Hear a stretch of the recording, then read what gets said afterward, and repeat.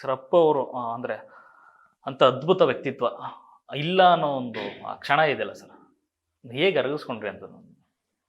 ಈ ಅನ್ಸಲ್ಲ, ಈಗ ಇಲ್ಲ ಅನ್ನೋದೆಲ್ಲ ಅಷ್ಟೊಂದು ಫೀಲ್ ಎಲ್ಲ ಮಾಡಲ್ಲ. ಅಂದರೆ ನನ್ನ ತಿಳುವಳಿಕೆ ಪ್ರಕಾರ ಆ ಶಕ್ತಿ ಹಂಗೆ ಹೋಗಿಲ್ಲ ಅನ್ನೋ ಫೀಲ್ ಬರುತ್ತೆ. ಎಲ್ಲರಲ್ಲಿದೆ, ಹಂಚೋಗಿದೆ.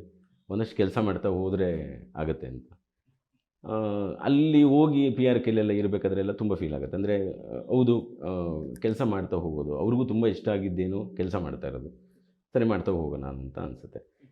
ಹೌದು, ಕತೆಗಳು ಬರೆದಾಗ, ಕತೆಗಳು ಯೋಚನೆ ಮಾಡಿದಾಗೆಲ್ಲ ಸುಮಾರು ನೆನಪಾಗುತ್ತೆ. ಅಂದರೆ ತುಂಬ ಜನಕ್ಕೆ, ನಾನು ಒಬ್ಬನಿಗೆ ಅಲ್ಲ. ಇವಾಗ ಸಂತೋಷಿಗೆ, ಈ ಕಡೆ ಪವನ್ನು ಮಾಡಬೇಕಾಗಿತ್ತು, ನನ್ನ ಸ್ವಲ್ಪ ದೂರ ಇತ್ತು. ನಾನು ಆಲ್ರೆಡಿ 3 ಸಿನಿಮಾ ಮಾಡಿದ್ದೆ. ಮಾಡಬೇಕಾದವರು ತುಂಬ ಜನ ಇದ್ದರು ಹುಡುಗರು. ತುಂಬ ವಿಷಯ ನಾನು ಕೇಳಿದ್ದೆ. ಸರ್ ಹೇಳೋರು, ಈ ಕತೆ ಕೇಳಿದ್ದೀನಿ, ತುಂಬ ಚೆನ್ನಾಗಿದೆ, ಈ ವಿಷಯ ಚೆನ್ನಾಗಿದೆ ಅಂತೆಲ್ಲ. ಅದು ಮಿಸ್ ಮಾಡಿಕೊಂಡು, ಅಂದರೆ ರಿಷಬ್ ಅವರು ಮಾಡೋಕ್ಕಿದ್ರು, ಈ ಕಡೆ ಸಂತೋಷದ್ದು, ಈ ಕಡೆ ನನ್ನ ಪವಂದಿತ್ತು.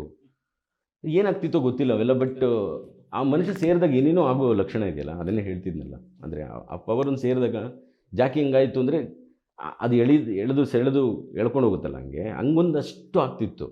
ತುಂಬ ಕೆಲಸಗಳಾಗ್ತಿತ್ತಲ್ಲ, ಅದನ್ನು ನೆನಪಾಗುತ್ತೆ. ನಾನು ಮಾಡಿದ್ದೆ, ಇಲ್ಲ ಅಂತಲ್ಲ. ನಂದು ಓಕೆ 3 ಸಿನಿಮಾ ಮಾಡಿದ್ದೀನಿ, ಅದು ಓಕೆ. ಇನ್ನೊಂದಷ್ಟು ಕೆಲಸ ಆಗಬೇಕಾಗಿತ್ತಲ್ಲ, ಅದ್ರ ಬಗ್ಗೆ ಯೋಚನೆ ಆಗುತ್ತೆ. ಮಾಡ್ತಿದ್ರಲ್ಲ, ಏನಾಯಿತು ಅಂತ. ಸರ್, ಈ ಸಿನಿಮಾ ಆದ ನಂತರದಲ್ಲಿ ಅಂದರೆ ಜಾಕಿ ಆಗಲಿ, ಅಣ್ಣಬಂಡ್ ಆಗಲಿ, ಅಥವಾ ದೊಡ್ಡ ಮನೆ ಹುಡುಗಾಗಲಿ, ಮತ್ತೊಂದು ಕಾಂಬಿನೇಷನ್ಗೆ ಏನಾದರೂ ಪ್ಲ್ಯಾನ್ ಏನಾದ್ರು, ಯಾವ ಈ ಥರದ್ದೊಂದು ಕತೆ ನಾನು ಮಾಡಬೇಕು ಅಂತ ಏನಾದ್ರು ಮನಸ್ಸಲ್ಲಿ ಇತ್ತು ಸರ್? ಅಪ್ಪು ಸರ್ ಜೊತೆ ತುಂಬ ಇತ್ತು. ಆದರೆ ಏನಂದರೆ ನಾವು ಒಂದಷ್ಟು ವಿಷಯ ಕಾಯ್ತಿದ್ದು. ನಮಗೆ ಈ ಥರ ಬಜೆಟ್ಗಳು ಏರುಪೇರು ಆಗ್ತಿತ್ತಲ್ಲ, ಇದು ಆ್ಯಕ್ಚುಲಿ ಕರೆಕ್ಟ್ ಟೈಮ್ ಅಂತ ತುಂಬ ಎಲ್ಲ ಮಾತುಕತೆಗಳು ಆಗ್ತಿತ್ತು. ಅವರಿಗೆ ಜಾಕಿ 2 ಮಾಡಬೇಕು ಅನ್ನೋದೆಲ್ಲ ಆಸೆ ಇತ್ತು. ನಾನು ಹೇಳ್ತಿದ್ದೆ ಕ್ಯಾರೆಕ್ಟ್ರ್ ತೊಗೊಂಡು ಮುಂದುವರಿಸ್ಕೊಂಡು ಹೋಗೋಣ ಬೇರೇನು ಅಂತ. ಇಷ್ಟಪಡೋರು ಅದನ್ನೆಲ್ಲ. ಅಂದರೆ ತುಂಬ ನಂದೊಬ್ಬಂದೇ ಅಲ್ವಲ್ಲ, ಎಷ್ಟೋ ವಿಷಯಗಳು. ಅಂದರೆ ಪಿ ಆರ್ ಕಿನೇನೋ ಮಾಡೋದಿತ್ತು, ಎಲ್ಲ ಅವ್ರದ್ದೇ ಸಿನಿಮಾಗಳಿತ್ತು, ಒಂದಷ್ಟು ಪ್ಲ್ಯಾನ್ ಇತ್ತು. ಸರ್, ಈಗ ಅದು ಟೈಟ್ಲ್ ಬಳಸಿ ಮತ್ತೆ ಸಿನಿಮಾ ಮಾಡೋ ಥರ ಏನಾದ್ರು ಪ್ಲ್ಯಾನ್ಸ್? ಇಲ್ಲ, ಆ ಥರದ್ದೇನು ಮಾಡಲ್ಲ. ನೋ. ಅವ್ರ ಜಾಗದಲ್ಲಿ ಇನ್ನೊಬ್ಬರನ್ನ ನಾವು ಯಾರನ್ನೂ ಹೋಲಿಕೆ ಮಾಡ್ಕೊಳಲ್ಲ. ಅದು ಸಾಧ್ಯ ಇಲ್ಲ. ಹಂಗೆ ಯಾರಿಗೂ ಸಾಧ್ಯ ಇಲ್ಲ.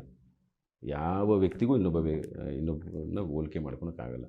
ಅದರಿಂದ ಏನೇನು ಕಲಿತೋ ಅಥವಾ ಏನೇನು ಗುಡ್ ಮೆಮೊರೀಸ್ ಇದೆ, ಅದು ನಮ್ಮ ಪುಣ್ಯ ಅಂದ್ಕೊಂಡು ಆರಾಮಾಗಿರೋದು. ನ್ಯೂಸ್ ಫಸ್ಟ್, ನಿರ್ಭೀತಿಯಿಂದ ನಿಮ್ಮ ಪರವಾಗಿ.